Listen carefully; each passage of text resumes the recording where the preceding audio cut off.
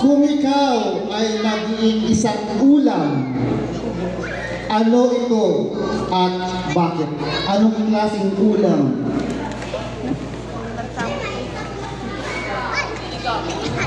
Thank you, sir, sa inyong question. Kung magiging ulam ako, ang pipiliin ko ay pakbet. Bakit? Dahil ito ay may sari-saring gulay at may makukuha tayong sustansya dito. Dahil alam naman natin, ang isa sa pinaka-importante sa ating buhay ay ang ating kalusugan. At yan, ang aking pipiliin ay ang pakbet. Dahil ang pakbet din po ay paboritong ulam ng mga Ilocano. Next. Okay, thank you, candidate number 1. How about contestant number 2?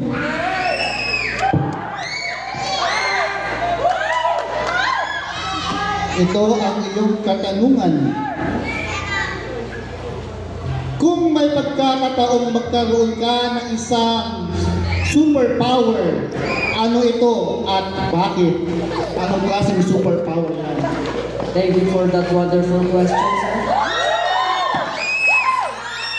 Sir, can you repeat the question? Kung may pagkakataong magkaroon ka ng isang superpower, ano ito at bakit? Kung magkakaroon man ako ng superpower, ang gusto ko ay kapangyarihang lumipad para laging high. Tama! Tama!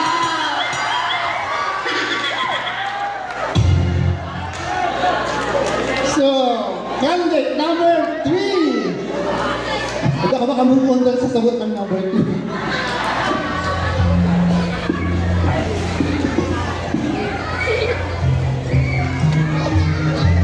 Ito ang iyong katanungan, candidate number 3.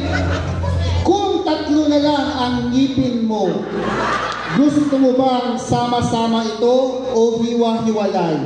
Bakit? Thank you for this wonderful question. Inay, thank you.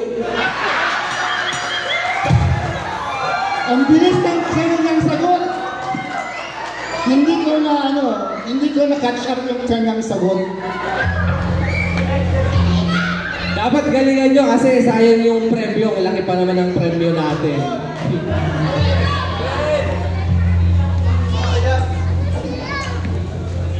Ito ang iyong katanungan. Lagi bang masaya si Jollibee? Sa tingin mo, bakit? Salamat po sa napakagandang tanong, sir. Opo, laging masaya si Jollibee. Kasi bida ang saya. And I thank you. Okay, salamat. Candidate number 5. So, ito ang iyong katanungan. Kung may nais kang baguhin sa panlabas na kaanyuan, ano ito at bakit?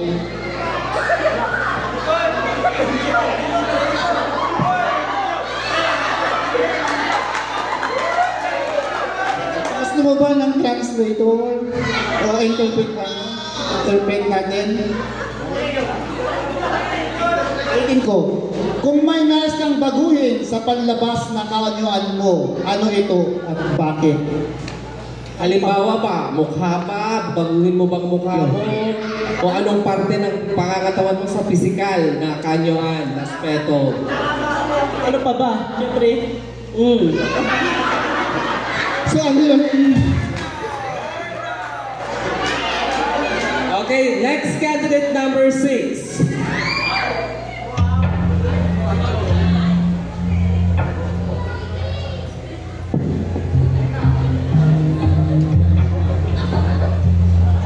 Ito ang iyong katanungan.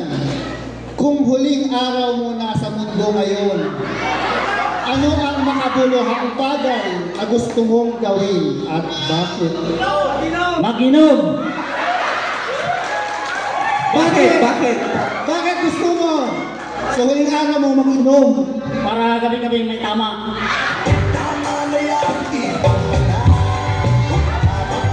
Okay. How about candidate number 7?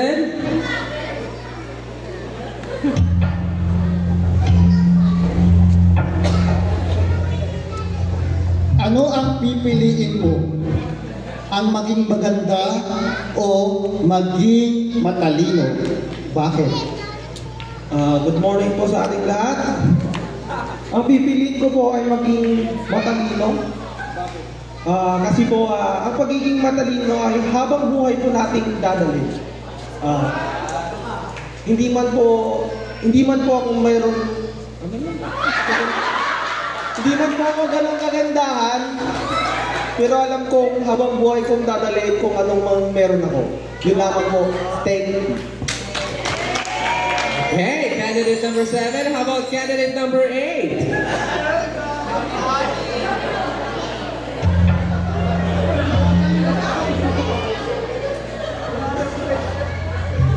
Ito ang iyong katanungan. Bilang isang tao, kung ihahalin tulad ka sa hayop, ano ito at bakit? Thank you po sa...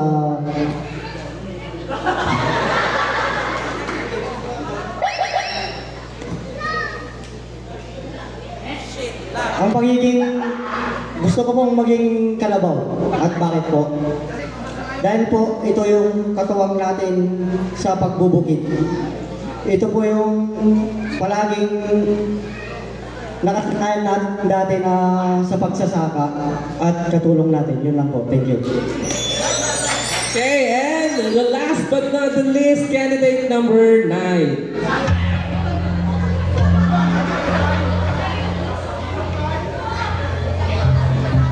Grabe ang pagpawis mo. Candidate number 9.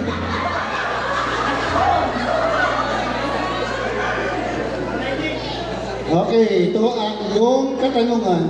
Magiging masaya ka pa din ba para sa kanya kahit may mahal na siyang iba? Hello!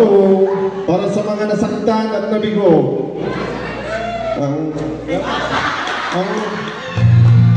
Ulitin ko ang tanong. Magiging masaya ka pa din ba para sa kanya kahit may mahal na siyang iba? Of course, kailangan nating tanggapin. Kasi kung masaya na siya sa iba, wala ka nang magagawa. Kasi may minamahal na siyang iba. Thank you.